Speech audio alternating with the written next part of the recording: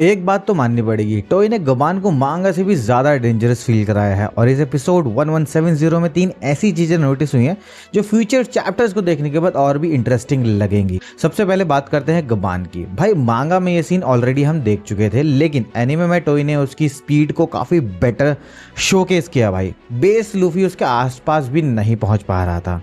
और मुझे सबसे अच्छा टच पता है कब लगा, जब गबान की को भी हाकी कोट करता है।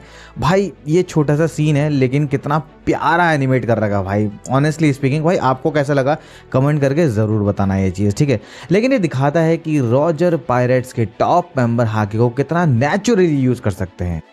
एक और चीज़ जो मैंने नोटिस की कि जब गबान फ्लाइंग स्लैश भेजता है और जोरो उसे ब्लॉक करता है, एनिमे में टोई ने उस क्लैश को मांगा से थोड़ा लंबा रखा। पर्सनली मुझे लगा कि जानबूझकर किया गया है, क्योंकि बाद में मांगा में गबान का लेवल देखकर ये सीन और भी बिलीवेबल लगेगा भाई।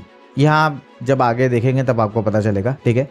नाउ गियर 5 का ट्रांसफॉर्मेशन भी काफ़ी क्लीन एनिमेट हुआ है, लेकिन भाई सिंपल सी बात है, इसमें ज़्यादा समय तो नहीं दिखाया, बिकॉज जैसे जैसे टाइम होता जाएगा फटाक से एनिमेशन दिख जाता है। स्टार्टिंग में टाइम लेते हैं बट अब तो खैर क्या ही बोले। लेकिन मेरे लिए बेस्ट मोमेंट ट्रांसफॉर्मेशन नहीं था, बेस्ट मोमेंट था कि गबान का रिएक्शन। भाई उसने फाइट कंटिन्यू ही नहीं की, उसका ऑब्जेक्टिव वैसे शुरू से वही था, जीतना नहीं था, उसका बस कंफर्म करना था कुछ। जब वो देखता था कि अच्छा लूफी की ये वाइट फॉर्म है। बाकी फिर शैंक्स का फ्लैशबैक जो कि हमने देखा कि एनीमे में शैंक्स का फ्लैशबैक भी इमोशनल लगा। अब मांगा रीडर्स को पता है कि शैंक्स किस टाइप का कैरेक्टर है, इसलिए उसके एक लाइन बोलना कि ट्रस्ट हिम काफ़ी वेट कैरी करता है। जबकि गबान बोलता है कि भाई why should I trust that guy. तो भाई अभी तक जितना भी उसने किया था ना, बस उसका भरोसा जीतना था कि हाँ लूफी सही बंदा है या नहीं है। और ये चीज़ आप जब एपिसोड देखा होगा आपने, तो उसके एक्सप्रेशन जो वो स्माइलिंग फेस था गबान का, मतलब उसे लिटरली इन सबको देख कर अपने क्रू की तो याद आती ही आती है। ये हमने लास्ट चैप्टर में भी ऑब्वियसली देखा ही था।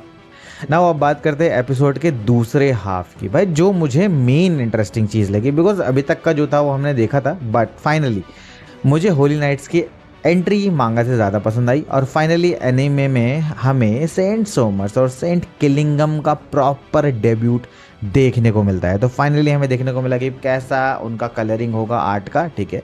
अब देखो कपड़ों का तो हमें पता चल ही जाता है यार मांगा में, लेकिन उनका कलर कोडिंग कैसा रहेगा उसका हम थोड़ा सा वेट करते हैं। तो वो देखने को हमें मिला। पर्सनली मुझे इन दोनों की एंट्री काफ़ी सॉलिड लगी, लेकिन एक और चीज़ जिसने अटेंशन ग्रैब की कि इनकी वॉइस कास्टिंग। भाई जैसे मैंने सोमर्स की वॉइस देखी तो मैंने सर्च किया कि आखिर यार इसकी वॉइस किसने दी है, बिकॉज उसके एज के अकॉर्डिंगली काफ़ी भारी वॉइस जो कि सूट करती है। इनफैक्ट अगर मैं सच बोलूँ तो वो सही था इनफैक्ट, ठीक है। तो टोई ने सोमर्स के लिए हिरोकी यासुमोटो को कास्ट किया है। हिरोकी यासुमोटो कौन है? तो आप लोगों ने ब्लीच देखा होगा, वन पंच मैन तो ज़रूर देखा होगा यार। तो ब्लीच में जो इचिको का दोस्त था चैड, और वन पंच मैन में जो किंग है उसकी वॉइस आर्टिस्ट है ये, उसकी आवाज़ दी है, तो उसके लिए आप जानते हो अगर देखा होगा तो। और वहीं सेंट किलिंगम को वॉइस दी है सिनोसुके ताचिबा ने, जो जुजुत्सु काइसेन में माहितो की जापानीज वॉइस एक्टर भी हैं। इसलिए पहली ही एंट्री से सोमर्स का कैरेक्टर का ऑरा तो काफ़ी इंटिमिडेटिंग फील होता है। लेकिन किलिंगम की तो बात करूँ तो मुझे खैर उतना नहीं लगा, बिकॉज उतना सा चाइल्डिश टाइप कैरेक्टर थोड़ा सा दिया गया है, ठीक है।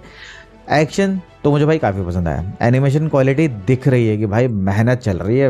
और ऑनेस्टली अगर टोई ऐसे ही पेसिंग मेंटेन करता रहा तो भाई एल्बाफ आर्क एनिमे में मांगा से भी ज़्यादा मेमोरेबल बन सकता है।